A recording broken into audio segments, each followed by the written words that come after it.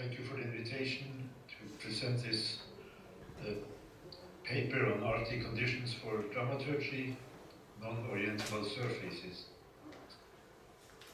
In this contribution, I want to point out some views on Arctic conditions for dramaturgy, a perspective which I have expanded on by using the term of non-orientable surfaces, the term or philosophical concept coined by the Polish architect and philosopher Lech Tomaszewski in 1963, published in Situationist Times, that can be used to describe the Arctic as an ice desert with non-orientable surfaces, as can be compared to the sea understood as seascapes. Arctic expeditions, as well as discovery travels at the sea, have to my mind been stirred by fascination for non-orientable surfaces. This fascination can be considered as an attraction of a vitalist kind that has influenced Arctic flaneurs or dandy vagabonds among the polar heroes like August André and John Franklin. Likewise, it has inspired visual artists and writers from Caspar David Friedrich to KNUT OVE and dramaturg, Danish-Finlandic dramaturg Ulla Rio, who developed the idea of a spiral dramaturgy, which can be conceived of as a widescreen landscape dramaturgy.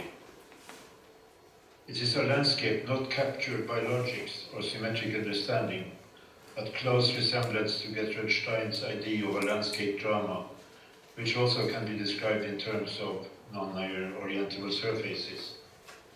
Ecology and gender, as well as the mythical, is reflected in this approach and is expressed by visual art, theatre and drama, or time-based art in general, reflecting the non-orientability of ice deserts or seascapes. Examples can be several, like the French-Canadian Carole Nadeau and her get put into an Arctic desert, or the Norwegian Amfiteatrov, which I will show an extract of, the concept for Greenland, or maybe I will have time to mention the Swiss director Christopher Martal's Greenland production plus minus null. The landscape approach and non-orientable surfaces. If man is a force in and a part of nature, it is possible to make an analogy between nature as a driving force on one hand, and on the other, human psychology as force inside man, balancing nature. Nature and man are parts of nature's theatrical machine, like historically in the pastoral performances and intermezzi of the Renaissance and Baroque times, as well as in Romanticism with tableaux and not the least in symbolistic metaphorical imagination. Nature can thus be understood as representing a nomadic machine in non-orientable surfaces driven by human activities in dialogic interactions with landscapes. Arctic as well as archipelagic nature has fascinated modernist avant-garde movements, like the already mentioned Polish architect Lech Tomaszewski, and who was invited by Jacqueline de Jong, editor of the Situationist Times, to contribute this article that I referred to in the beginning. So landscape-oriented perspectives of dramaturgy find its basis in the fascination by untamed nature. This is expressed most clearly in dramatic and artistic practice from symbolism and onwards, such as we know it from August Strindberg, who was fascinated by the North, and not the least Edvard Munch or Jean Sibelius. And one could mention alongside the Lithuanian artist Trilionis, whose celebration is now in Lithuania 150 years. In Arnold Weinstein's book, Northern Arts, we find an attempt at describing modernism as a process.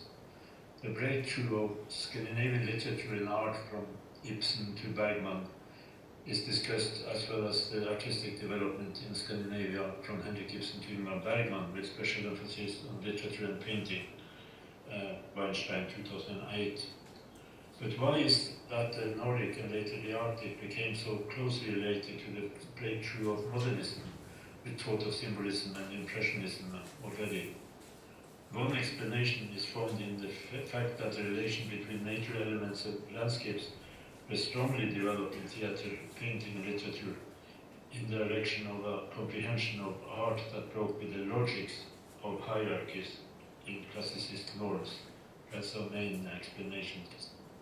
Nordic landscapes and the Nordic light has, of course, had some importance in earlier periods, but a renewed interest for the Arctic in art came with symbolism and the spiritual breakthrough, and then in situationism. The peripheries were then looked at to find the symmetric approaches to the arts, like when Danish situationist artists in the 1960s, early 1960s, the Bauhaus situationism, we call it, started to research the Arctic Stone Age labyrinths and remnants of the Sami culture's sites of sacrilege. So it's connected to indigenous people also.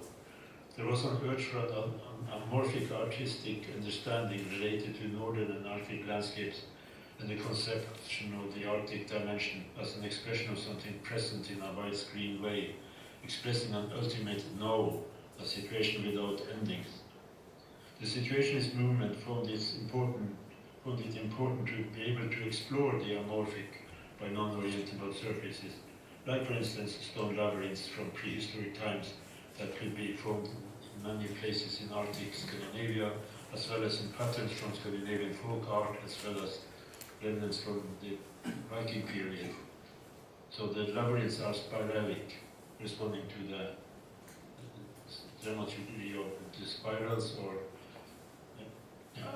that's referred to relative. So Arctic dramaturgy or of the Arctic can be looked upon as a new comprehension, as defined as such, that has emerged in the relation between classical mimesis, depiction of reality, and the culture of representation, from something that applies to both painting and theatre. Tableau and allegorical poses are central to the artistic practice at the same time as in art and culture studies. It has become common with context-oriented perspectives. I will maintain that this effect is a dynamic alternation between understanding of landscape and the body at a dimension in landscapes, both the concrete and the metaphorical sense. If we see northern areas in relation to landscape and drama in light of visual art, which corresponds very much to the way it appears in dramaturgy, it becomes obvious that the landscape is being expressed and applied as a material that can be worked upon dramaturgically in theatre, performance, art, and film. Landscapes contributed to zip the view to structures and meaning which had to be metaphorically defined. Through the landscape dimension of non-orientable surfaces, a new consciousness of context, identity, and diversity has entered into the understanding of artistic work and its relationship to life in different art forms and to gender and ecology alike. The gazing subject has to redefine itself in the light of different ways to approach, which can be seen upon as the agency of the material and the agency of nature. One may talk of the transference from a mythic space to an artistic or aesthetic space or landscape. It is a space or landscape without a firm structure, and that is only obtaining meaning when these events and images are seen in relation to each other or enter into dialogue with each other, as well as with the spectator or co-player. The artist is metaphorically spoken on a journey in space and landscape, where the mythic and aesthetic merge like when two encountering circles touch and create interference and analogies. Thus regarded, I see a connection between the symbolic dream world and postmodern equalizations of means of expressions like in visual dramaturgy or also in post-dramatic expressions. The paradigm of landscape is gaining, or has already for a long time been gaining importance to the understanding of the interactions between nature, culture and life, as well as between the marginal and the peripheral. So the marginal and peripheral has become very urgent entities. In the article Perceiving Landscape in Greenland, Wagner Sørensen is preoccupied with how the landscape is creating identity in the anthropological sense. Sørensen and Johnson, Olvik, 2008. It is possible to refer to many reproductions of landscape in theatre and performance art, and these often have their metaphoric roots in the landscape of non-orientable surfaces. Landscapes and seascapes in theatre and performance art reflect individual views and perspectives. They may, by metaphoric expression and depictions, be transferred in abstract and visual sense. So, a little bit more about spiral dramaturgy. An important source of dramaturgical inspiration also to the creation of indigenous theatre like the Sami theatre, and also, I think, in a Greenlandic context, was the Danish Greenlandic philosopher and dramaturg Ulla Rium, who coined the concept spiral dramaturgy, which could be defined as a dramaturgy of non-orientable surfaces connecting art and life. Or to cite one way of defining it by Hansen, 2006, instead of the linear causal logic, so the rational world, Rium means that the cause-effect relationship is not moving only from left to right, but has an interactive effect in which the inner associative processes run the course of action instead of the linearity of outer actions that are characteristic to the Aristotelian drama. And one could mention several examples of this, like the Kayak Woman, a play performed in Stockholm at the Royal Dramatic Theatre in 1982, about a woman who is separating from her husband because of disagreeing on how a kano can be defined, like the agreement in linguistics. The woman is one who intuitively knows how a kayak looks like, which is different to how the main perspective of the kayak, and there's a terrible split in their respective perceptions. So the example I will present today is the Amfiteatrov performance installation, Concert for Greenland, Concert for Grönland, which was produced in 2004, first presented at the Black Box Theatre in Oslo, and then visiting New York and gained the Bessie Prize in New York in 2006 for the best production. And I want you to show this.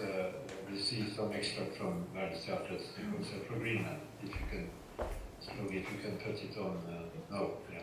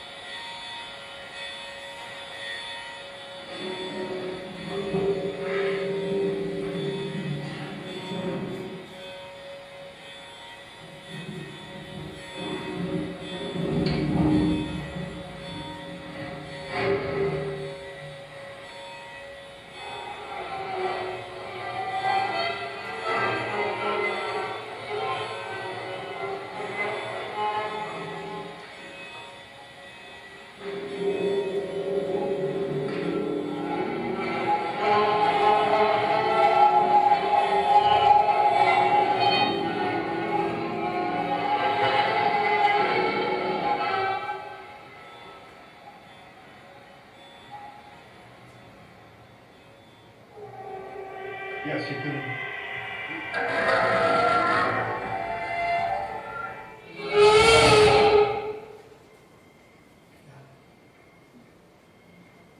Yes, you can stop it here. So what we saw is an installation of figurative elements reflecting mythical structures inspired by folk art, and the show is based on Verdensteater. Verdensteater means the theatre of the world, so it's an appropriate title. Verdensteater, collected sound and video recordings, myths, stories and conversations which they used as a basis for the production. This project is characterized by globalization and mobility through nomadic approaches, like they were traveling to Greenland, Sissimut, to discover, to collect the materials, and they, as we saw, the productionists are like a machine driving a boat, and it lasts for 1.5 hours, a veritable theater machine in an interartistic space as a documentation of art and life in what I would say non-orientable surfaces. And you also had an impression of the ice and the sound, the last part of the example, the sound you heard, where it was the ice meeting each other, creating this sound, and breaking of the ice. So their work has been characterized as installation art between image and stage, Peterson 2009, and their productions all show sophisticated and metaphoric allegories, images of stage landscapes and dialogic spaces. And dialogic spaces in the sense that they were communicating with the people where they was gathering the materials and got to know some inner meaning of rituals. In her analysis of Concert for Greenland, Elisabeth Lansley, who by the way visited you last year, Elisabeth Lansley is analyzing the production in relation to Gilles Deleuze and Félix Guattari's theory of the rhizomatic as something taking place in between spaces of non-hierarchical fragmentary structures, so that paradoxical effects are emerging, which shed light on the duality of the unsaid, to quote Lansley 2004. This access demands a concentration and attention from the spectators as they sit gazing at the eyes in the film projection, at the same time as they are actually hearing the sound of it, as I told you. Verdensteater gives us visual portraits of wreckage or driftwood art floating about in an ocean of natural ice sculptures which are just transformed into topographic symbols of an amorphic kind, like can also be seen in the indigenous Inuit tribes, like in Labrador and the Inuits there. Signs in landscape to facilitate orientation in the non-orientable. And before my conclusion, let me just mention another example. The Swiss theater director Christopher Marthaler, who worked a lot at the Volksbühne in Berlin.